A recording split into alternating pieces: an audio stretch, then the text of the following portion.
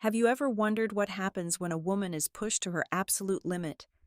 Forget the pathetic tears or public screaming matches. Sometimes, the most brutal revenge is born in absolute silence. My story is not about a cheap affair. It is a high-stakes chess match of manipulation and a spectacular betrayal. Are you ready to watch a ghost tear down a traitor's empire? My husband ignored me for another woman, and that night, I left without explanation. Welcome back to the wonderful audience of Zoe Revenge Stories, and thank you sincerely for your continued support. Recently, YouTube disabled our channel monetization, leaving us without the budget to keep operating and paying our hard-working creative team.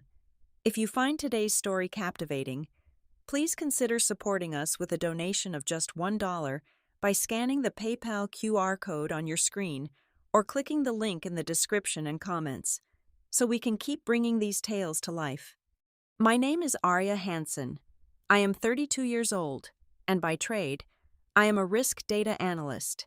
It is my job to look at complex patterns, identify hidden anomalies, and predict catastrophic system failures long before they ever happen. Yet, the most devastating failure of my entire life was the one sleeping right next to me in my own bed. The Grand Ballroom of the Glass Tower in downtown Seattle was a masterclass in corporate opulence and manufactured perfection. It was the annual anniversary gala for NovaCore Solutions, a towering titan of the American technology industry. Outside the massive floor-to-ceiling windows, the city was drowning in a relentless, freezing rain, the kind of bitter downpour that chilled you straight to the bone. Inside, however, the atmosphere was a stark contrast. The air was thick and heavy with the scent of expensive vintage champagne, rare white orchids, and the intoxicating, quiet arrogance of the tech elite. Thousands of crystal chandelier prisms cast a warm, golden glow over the sea of custom-tailored tuxedos and designer silk gowns. I stood completely quietly near the shadowed edge of the room, a slender glass of untouched sparkling water in my hand, blending perfectly into the background scenery. From my secluded vantage point, I had a clear and unobstructed view of the center of the polished marble dance floor. There he was, Julian, my husband of 7 years, the charismatic chief executive officer of one of NovaCore's most wildly profitable subsidiaries. He was swaying slowly to the rhythm of a smooth jazz instrumental, completely and utterly absorbed in his dance partner. That partner was Victoria, the brilliant and ruthless director of communications. Their bodies were pressed tightly together, moving with a fluid, intimate synchronicity that completely ignored the strict boundaries of any professional relationship. His hand rested entirely too low on the curve of her waist, and her lips were brushed dangerously close to his ear as she whispered something secret that made him throw his head back in bright, genuine laughter. They were flaunting their illicit affair right in front of hundreds of esteemed guests, important industry colleagues, and powerful board members. It was a brazen, reckless display of disrespect, a public humiliation carefully masked as a harmless celebratory dance.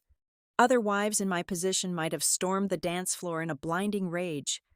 Other women might have thrown their expensive drinks in his handsome, lying face, or dissolved into a pathetic puddle of tears in the privacy of the ladies' room. I felt absolutely nothing. My heart beat at a calm, methodical, and steady rhythm. The roaring fire of my initial anger had burned itself out a long time ago, leaving behind only the cold, hard ash of absolute resolve. My mind drifted effortlessly back to a quiet Tuesday evening exactly 6 months ago.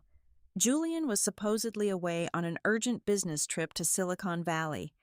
I had been sitting in my home office, upgrading the firewall security protocols on our private home network server, when I stumbled across a heavily encrypted, deeply hidden directory. For a senior risk data analyst, a locked digital door is simply an irresistible puzzle begging to be solved. It took me 14 grueling hours of relentless coding to crack the military-grade encryption. What I found inside that folder shattered my world, but not in the cliché way you might expect. Yes, I found the explicit photographs, the luxury hotel receipts, and the nauseatingly romantic emails between Julian and Victoria. The affair was thoroughly and disgustingly documented, but that was merely the shallow surface of the rot. Digging deeper into the nested files, I uncovered the true, horrifying betrayal. Julian was secretly siphoning Novacore's highly classified, proprietary source code and meticulously packaging it to sell to a massive rival overseas conglomerate. Then came the realization that made my blood run entirely cold. It was the absolute worst kind of betrayal. A knife twisted directly into my spine. Julian was not using his own executive administrative access to execute these massive data transfers. He was deliberately routing every single illegal download, every offshore financial transaction, and every piece of stolen intellectual property through my personal, highly secure clearance credentials. My brilliant, supposedly loving husband was meticulously framing me. When the company inevitably discovered the catastrophic data leak, Julian and Victoria would be halfway across the world, lounging on a beach with millions of dollars, and I would be the perfect, clueless scapegoat handed directly on a silver platter to the Federal Bureau of Investigation. I blinked slowly, pulling my focus away from the memory and back to the extravagant ballroom. The jazz song was finally ending. Julian spun Victoria gracefully, dipping her low as the surrounding crowd politely applauded their performance. It was time. Without shedding a single tear. I looked down at my left hand. The heavy diamond wedding ring caught the light of the chandeliers above, sparkling with the exact same fake, manufactured brilliance as my entire marriage. I slid the cold band off my finger, feeling the sudden phantom lightness on my skin. Beside me stood a magnificent, towering ice sculpture intricately carved into the company logo. I reached out and pressed the ring firmly onto the freezing, slick surface of the melting ice, leaving it there as a silent monument to a dead relationship. A young waiter in a crisp uniform walked by, carrying a silver tray of empty champagne flutes. I caught his eye and offered him a polite, perfectly hollow smile. "Keep an eye on that ring, please," I told him, my voice perfectly steady and calm. "It is about to lose all its value." Before the confused young man could even open his mouth to respond, I turned my back on the glittering ballroom, the fading music, and the arrogant man who foolishly thought he had destroyed me. I walked gracefully through the grand hotel lobby, pushed my way through the heavy glass revolving doors, and stepped out into the freezing, relentless Seattle rain. The icy water instantly soaked into the fabric of my dark coat, but I welcomed the biting chill. My meticulously crafted plan to completely vanish from the face of the earth had officially begun. The biting chill of the Seattle downpour was an immediate physical shock, but my adrenaline spiked entirely too high for me to shiver. I moved swiftly down the narrow, dimly lit service alley behind the glass tower, my heels clicking sharply against the wet asphalt. I had precisely 3 minutes before the hotel security cameras completed their automated sweep of the perimeter. At the end of the alley, a massive 18-wheeler cargo truck idled heavily at a stoplight, its exhaust plumes thick in the cold air. The side panel displayed the logo of a commercial freight company authorized for cross-border shipping into Vancouver.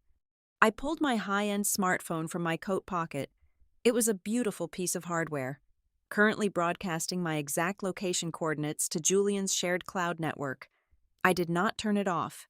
Instead, I swiped through the system settings, maximizing the screen brightness and turning on every background location service to ensure it drained the battery slowly over the next 12 hours.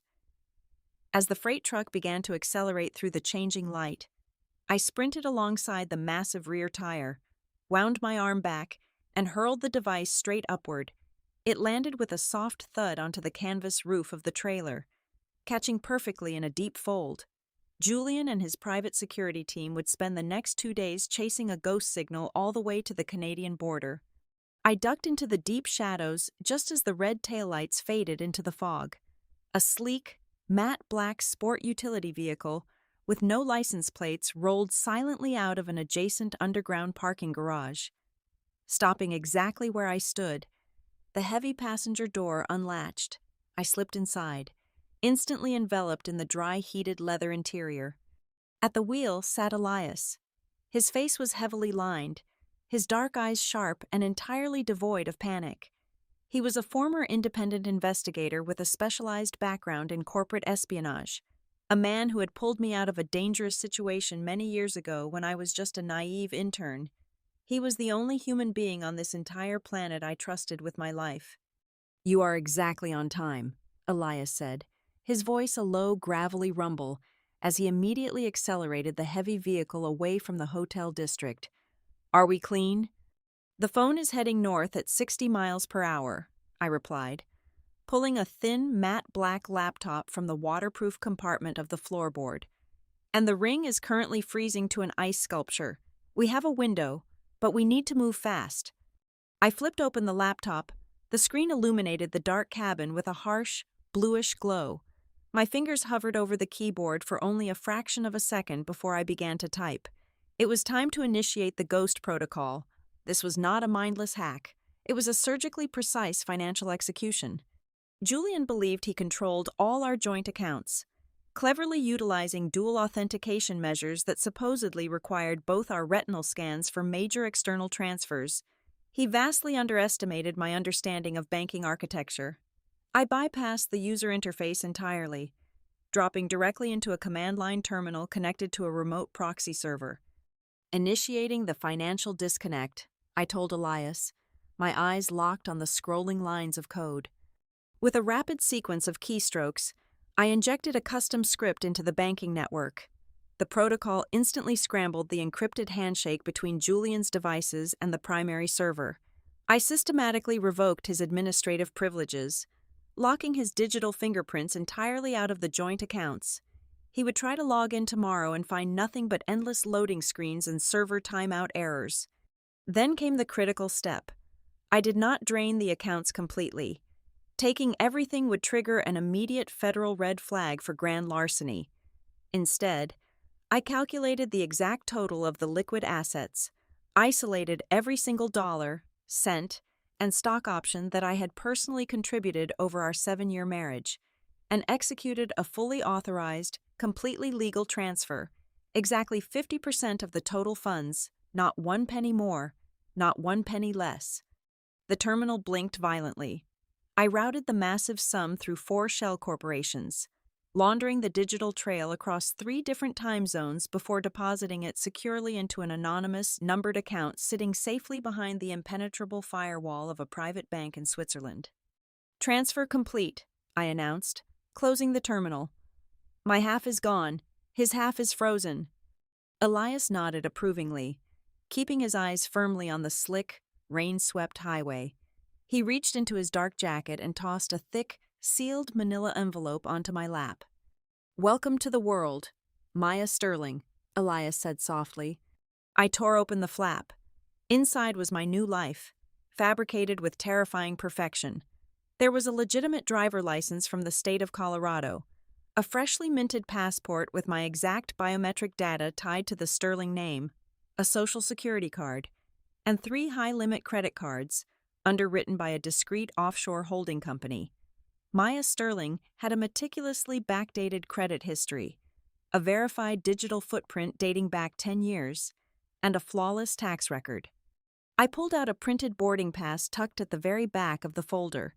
It was a one-way, untraceable first-class ticket out of the country, scheduled to depart from Seattle-Tacoma International Airport in exactly 3 hours. The destination was a small, quiet city in southern France. "Everything is airtight," Elias assured me, taking a sharp left turn toward the interstate on-ramp. "By the time Julian wakes up with his hangover, you will be drinking espresso over the Atlantic Ocean.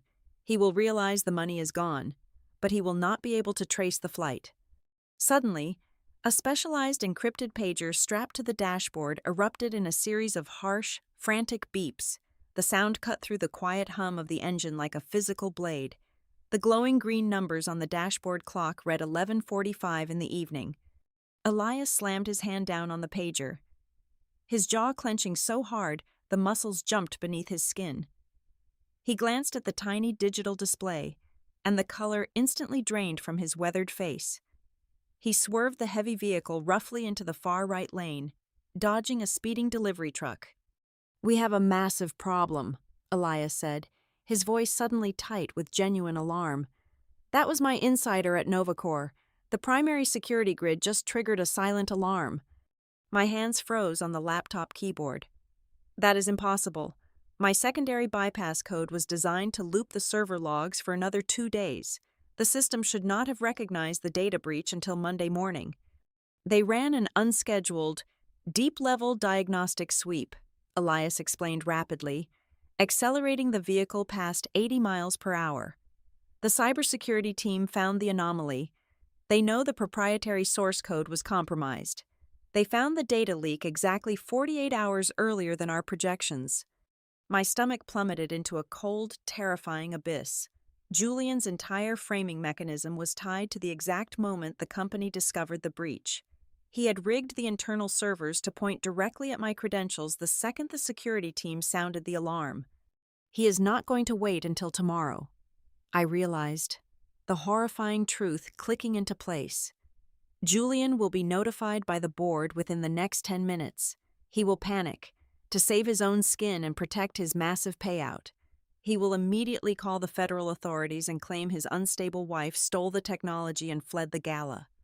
The Federal Cyber Division will have a warrant for your arrest before your international flight even begins boarding, Elias stated grimly. Customs and Border Protection will flag the facial recognition software at the international terminal. If you try to board that flight to Europe, they will tackle you at the gate. The airport is a trap. The pristine plan we had spent 6 months carefully constructing was disintegrating right in front of my eyes.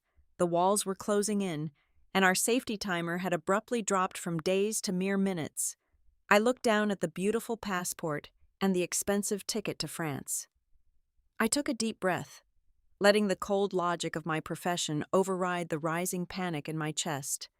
"Pull over," I commanded. "What?" Elias demanded, gripping the steering wheel tight. "Pull the car into the next transit lot," I said, my voice hardening into solid steel. "We are dropping the European route completely." Elias executed a sharp, dangerous turn into a dark, abandoned commuter parking lot, slamming the brakes. Before the car even fully stopped, I ripped the expensive flight ticket to France right down the middle, tossing the shredded paper into the dark footwell. "Open the hidden compartment in the trunk," I told him, shoving my laptop into my waterproof bag. "We are going to need the contingency package." Elias stared at me for a split second, before a grim smile touched the corner of his mouth. He pressed a concealed button under the dashboard. A small panel in the rear cargo area popped open. "I am not flying international, and I am not using the Maya Sterling passport tonight," I declared, quickly pulling my hair back and shedding my dark, elegant coat. I reached back and grabbed a simple brown envelope from the hidden compartment. Inside was my ultimate failsafe. A third, completely different identity profile that even Julian's most paranoid private investigators would never anticipate.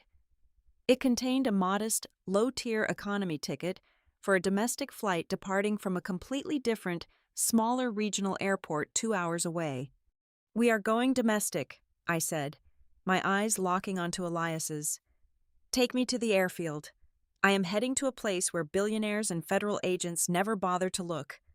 The air in the deep Appalachian Mountains was entirely different from the damp, freezing fog of the Pacific Northwest. It was sharp, thin, and tasted faintly of ancient pine and untouched earth. The remote wooden cabin I had secured under my third alias was completely isolated from the modern world. Sitting silently at the end of a long, unpaved logging road, miles away from the nearest town, it was the perfect place to bury a ghost and build a completely new human being from the ground up. My first task was entirely physical. I stood under the harsh, flickering yellow light of the tiny bathroom, staring into the cracked mirror. The woman looking back at me was a polished, high-earning corporate professional. She was exactly what a powerful chief executive officer wanted on his arm. I reached into my supply bag and pulled out a pair of heavy steel shearing scissors.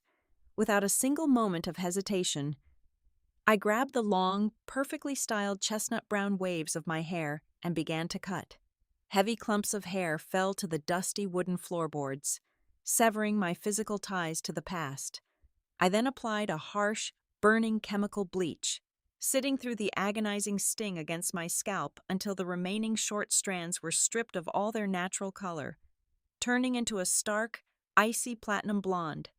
I stripped off the expensive tailored silk blouse and stiff trousers, replacing them with thick denim, a faded vintage band shirt, and heavy scuffed leather boots. The rigid, fragile corporate wife was gone. In her place stood a rugged, untethered stranger.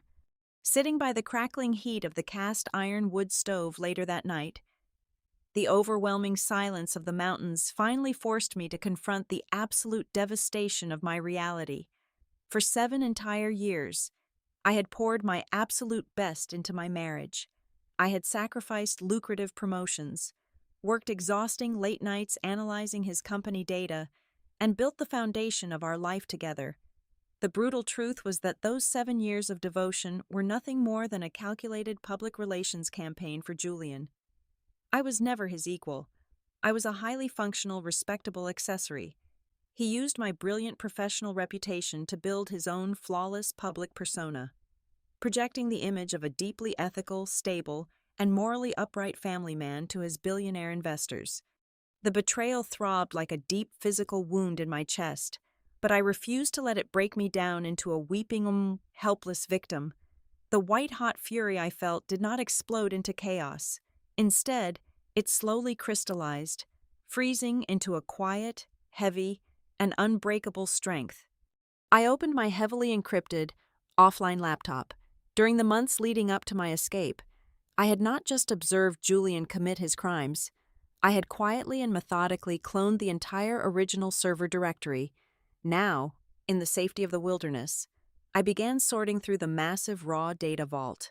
I categorized the illegal offshore wire transfers, the encrypted messages to the rival buyers, and the damning server logs that unequivocally proved Julian was the one authorizing the theft of the proprietary source code. On the 4th evening of my isolation, I managed to tune an old, static-filled satellite television to a national news network. The broadcast made my blood run cold, followed immediately by a surge of pure, dark amusement. There was Julian, standing at a podium in front of a sea of flashing press cameras. He wore a masterfully rumpled suit, his hair slightly disheveled to project the image of a man broken by tragedy. He was delivering an Oscar-worthy performance as the desperately heartbroken husband. With calculated, gentle words, he subtly planted a vicious rumor into the minds of the American public. He suggested, with fake tears in his eyes, that his brilliant wife had been suffering from a severe, undocumented psychological breakdown for the past several months. He painted a tragic picture of an unstable woman who, in a state of sudden paranoid delusion, had inexplicably stolen Novacor's most valuable intellectual property and vanished without a trace. Victoria stood right behind him in the camera frame, placing a comforting, supportive hand on his shoulder. They were attempting to control the narrative, turning the victim into a crazy, thieving fugitive. Watching them lie to the entire world, I did not feel a single ounce of panic. Instead, I leaned back in my wooden chair and smiled. Let him build his beautiful house of cards on national television. I had already wired the foundation with digital explosives. Before I even left the city, I had engineered a highly sophisticated digital deadman switch. It was an automated, decentralized protocol tethered to my personal biometric login. If I missed my daily encrypted check-in, if I was arrested by federal agents, or if I mysteriously ended up dead in a ditch, the protocol would instantly trigger. Within 60 seconds, the unredacted, completely decoded evidence vault would automatically broadcast to the investigative desks of the 5 largest newspapers in the United States, alongside a direct, unblockable transmission to the cyber division of the Federal Bureau of Investigation. I was entirely untouchable. If he somehow managed to drag me down, my system would bury him alive.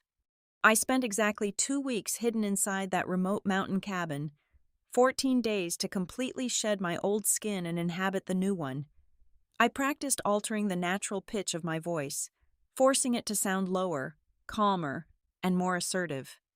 I walked up and down the mountain trails for hours, changing my rigid, perfectly straight posture into a relaxed, confident stride. I filled 3 entire notebooks practicing my new signature until my hand cramped, ensuring the muscle memory was permanent.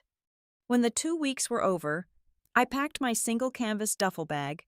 The painful period of healing and realization was officially over. I locked the heavy wooden door behind me and walked toward my vehicle. It was time to leave the quiet sanctuary of the mountains and step directly back into the tiger's den.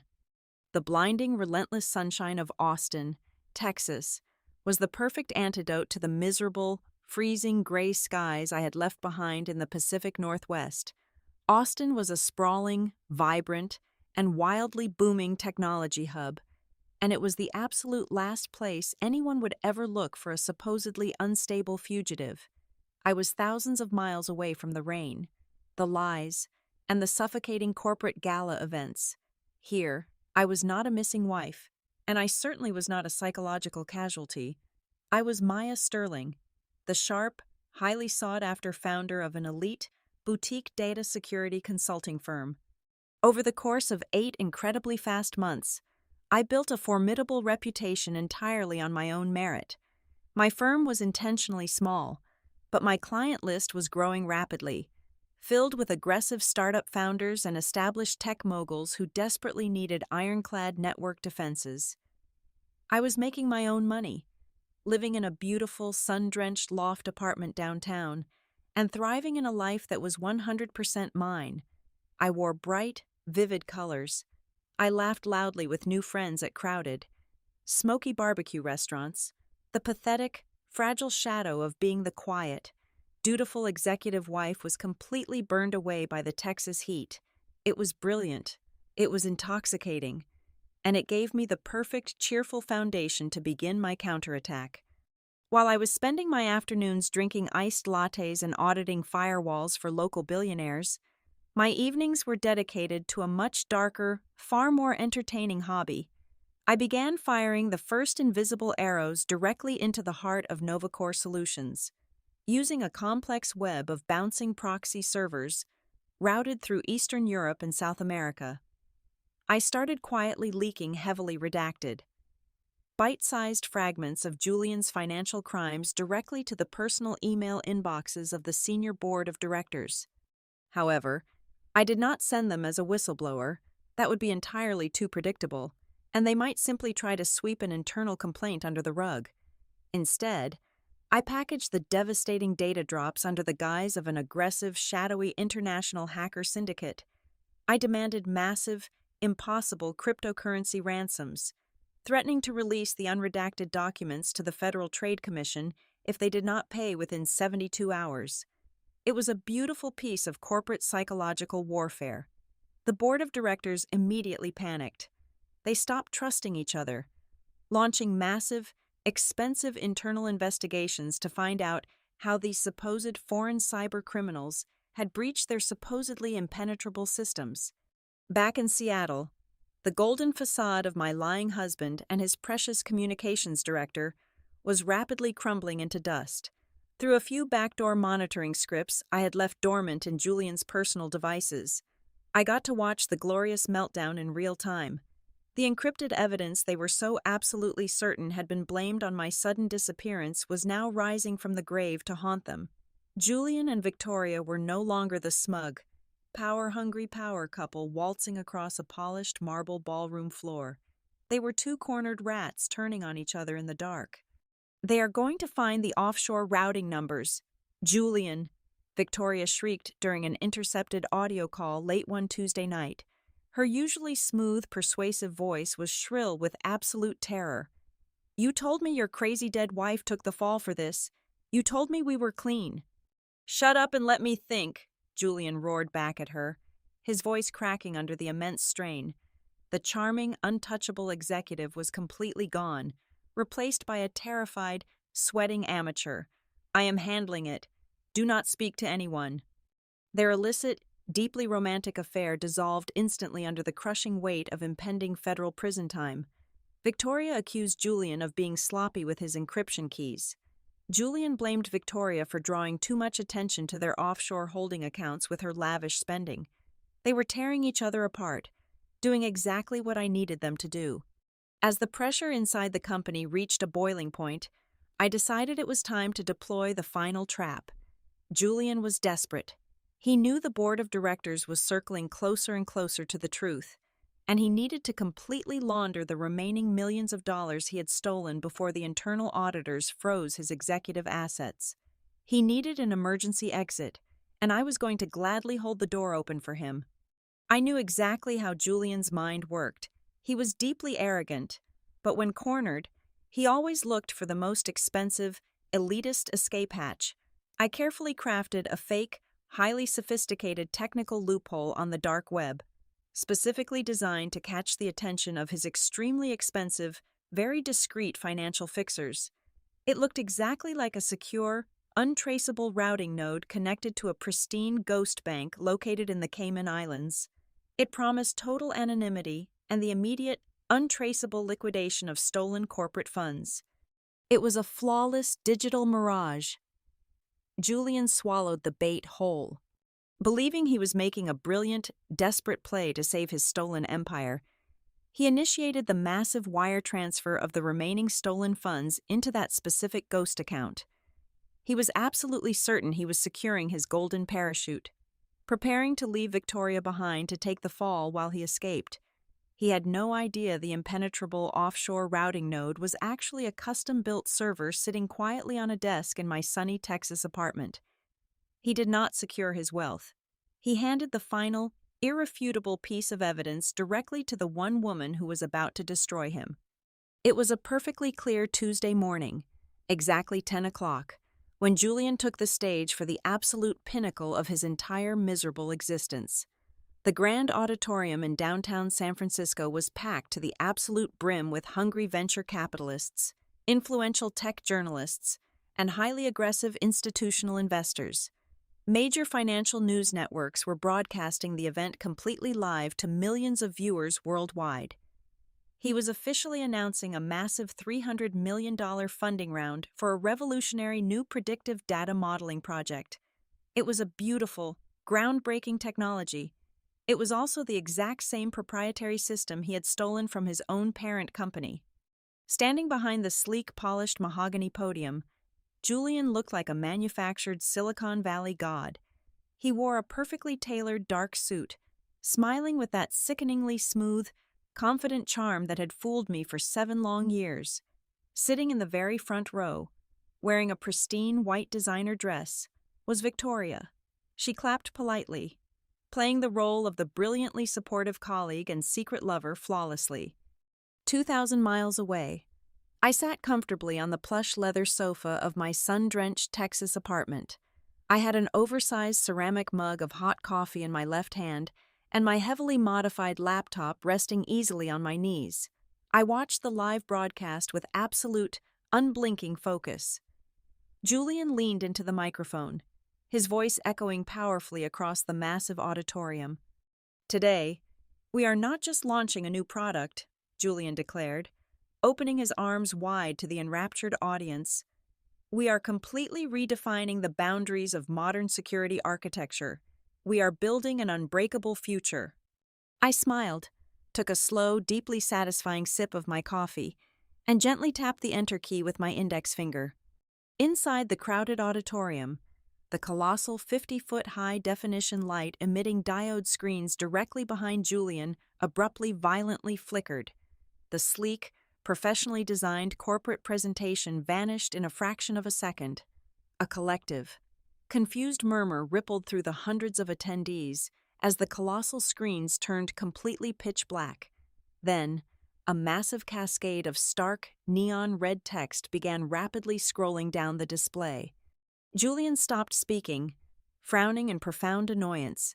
He tapped the microphone, entirely assuming it was a minor technical glitch. He turned around to look at the screen, and I watched the exact second his soul completely left his body. The screens were broadcasting high-resolution, completely unredacted bank statements, every single illegal offshore routing number, every hidden wire transfer, and every piece of stolen corporate data was suddenly illuminated for the entire world to see. A massive headline flashed across the top of the screen in bold, undeniable letters: detailing the exact theft of exactly $250 million in intellectual property. Before the panicked technical crew could even attempt to cut the main power, the visual display shifted. The financial documents were instantly replaced by massive, unavoidable screenshots of text messages. They were the highly explicit, undeniably incriminating romantic messages between Julian and Victoria, completely exposing their deeply unethical affair to the terrified board of directors sitting in the VIP section. Then, the final, most devastating blow landed. The massive concert-grade audio system was entirely overridden by my Ghost protocol. A crystal-clear, digitally enhanced voice note boomed through the auditorium speakers. It was Julian's own voice, recorded secretly in his private office months ago. When the security team finally discovers the data breach, the system logs will point entirely to my unstable wife. The massive, disembodied voice of my husband echoed through the horrified silence of the crowd. By the time the federal agents figure out she is not simply a crazy, delusional runaway, we will be drinking expensive champagne on a private beach in St. Bart's. She is the perfect disposable scapegoat. Absolute bedlam erupted. Thousands of camera shutters fired simultaneously like a relentless hailstorm. Journalists were screaming into their phones. The powerful investors sitting in the front rows scrambled out of their seats, running toward the exit doors to immediately dump their stock portfolios. Suddenly, the heavy double doors at the back of the auditorium violently burst open. Over 24 heavily armed federal agents wearing dark tactical gear with the letters FBI printed in massive yellow letters stormed directly down the center aisles. Their boots pounded against the carpeted floor with terrifying authority. "Federal agents!" the lead officer roared over the chaotic screaming, drawing his weapon and pointing it squarely at the stage. "Nobody move Julian Hanson. Put your hands exactly where I can see them." In that split second of absolute sheer terror, the supposedly unbreakable bond between the two arrogant lovers instantly vaporized. Victoria did not hesitate for a single, solitary moment. The ruthless, calculating communications director completely shattered under the threat of federal prison. She threw her hands violently into the air, backing away from the podium as if Julian were suddenly covered in radioactive waste. "It was all him!" Victoria shrieked hysterically, her perfect, expensive makeup ruined by sudden, terrified tears. She pointed a violently shaking finger directly at Julian's chest. "He made me do it. He manipulated the servers. I will tell you absolutely everything he did. I want a full immunity agreement right now." Julian did not even have the breath to respond to her spectacular betrayal. Two massive agents grabbed him roughly by the shoulders, slamming him hard against the polished wooden podium. The cold, heavy steel handcuffs ratcheted tightly and painfully around his wrists, locking his hands firmly behind his back. As a federal agent wrenched him forcefully upright to read him his Miranda rights, Julian's panicked, wildly darting eyes looked up at the massive screen one last time. The scrolling evidence had finally stopped. The red text faded away. In its place, sitting perfectly centered on the massive 50-foot display, was a single, tiny digital signature. It was a small, highly pixelated drawing of a black chess knight. It was a deeply private, inside joke. It was the exact same custom avatar I had used on our secure home network server when we first met 7 years ago. Julian stopped struggling against the federal agents, all the color completely drained from his handsome, arrogant face, leaving him looking like a sick, terrified ghost. He stared directly into the lens of the main broadcasting camera, and I knew exactly what was breaking inside his mind. He finally realized his wife was not crazy. She was not a pathetic, frightened victim who ran away in tears. I was the silent, invisible architect who had completely engineered his absolute destruction. And just to ensure his empire was burned down to the very last atom, my automated protocol executed its final, lethal command. The supposedly secure offshore ghost account holding his stolen millions immediately locked down entirely. The complex digital trap I had built completely froze his assets and instantly forwarded the completely unencrypted, undeniable financial ledger directly to the Criminal Investigation Division of the United States Internal Revenue Service. Julian was going to federal prison, and he was going there entirely bankrupt. His stolen fortune was gone. His reputation was utterly annihilated. There would be no multi-million-dollar defense team. There would be no high-powered corporate lawyers to save him from the absolute wrath of the federal government. He had nothing left but the cheap, scratchy uniform of a federal inmate and the crushing, inescapable knowledge that I had beaten him at his own twisted game. Exactly 1.5 years after that freezing night in the Seattle rain, the warm morning sun of Texas felt like a permanent blessing. I sat quietly at a small wrought iron table on the terrace of my favorite local cafe. The rich aroma of a dark roast coffee mixing with the sweet scent of blooming jasmine. I scrolled casually through the morning financial news on my tablet. There it was, buried near the bottom of the digital front page. A brief, unremarkable headline confirming that the former technology executive Julian Hansen had been officially sentenced to 15 years in a maximum security federal penitentiary for massive corporate fraud and the theft of protected trade secrets.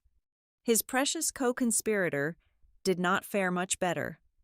Victoria had desperately tried to trade her testimony for complete immunity, but the federal prosecutors had shown zero mercy to a woman so deeply entangled in the financial conspiracy. While she narrowly avoided a long prison term, her elite career in corporate communications was permanently destroyed. She was blacklisted by every major agency in the country and was currently drowning under the crushing weight of 6 massive civil lawsuits filed by furious investors. They were both entirely broken. Perhaps the most satisfying piece of news, however, was a quiet update from the Seattle Police Department. The long, frustrating missing persons investigation regarding Arya Hansen had been officially closed, despite the lack of physical proof, but armed with overwhelming manufactured evidence of my supposedly fragile state of mind. The authorities formally concluded that the deeply overwhelmed wife had been tragically lost to the freezing waters of the Puget Sound. It was a perfectly clean, tragic conclusion on paper. Arya Hansen was legally and permanently gone, taking the very last chain of my old life down to the depths of the ocean. My secure phone buzzed gently on the table. It was a heavily encrypted text from Elias. He had been tracking the sentencing hearing closely. "It is over," Elias wrote. "Do you want me to route a secure, untraceable message to his prison email, one last word to let him know exactly who put him in that cage?" I smiled, taking a slow sip of my coffee. I typed my reply with steady fingers. "No," I answered simply. "Let him rot in total silence." I finally understood the absolute truth about revenge. The ultimate victory was not found in gloating or holding tightly to a grudge. The greatest, most devastating revenge was reaching a point where the person who tried to destroy you simply ceased to exist in your mind. Julian was no longer a villain in my story. He was just a ghost, an insignificant memory from a past life that no longer mattered. I locked the screen of my tablet, picked up my leather briefcase, and walked confidently down the bright, bustling street toward my office building. Waiting for me in the glass-enclosed conference room were 3 brilliant new partners and a massive new security contract waiting for my signature. I pushed the heavy glass doors open and stepped into the sunlight-filled room, greeting them with a bright, radiant, and entirely genuine smile. I was Maya Sterling. I had burned my entire history to ashes, and from that fire, I had forged a beautiful, unbreakable future. I completely owned my destiny. Thank you so very much to every single one of you for listening to my story today. I would love to know where in this big, beautiful world you are tuning in from. So please let me know in the comments below. If you enjoyed this journey and found it empowering, please consider supporting our amazing team with a donation of just $1. You can scan the PayPal QR code currently on your screen, or use the PayPal link provided in the description and the pinned comment. Your generous support pays the salaries of the incredible staff who work hard to feed their families and continue creating these thrilling stories for you. Stay strong, and never let anyone write the ending to your story.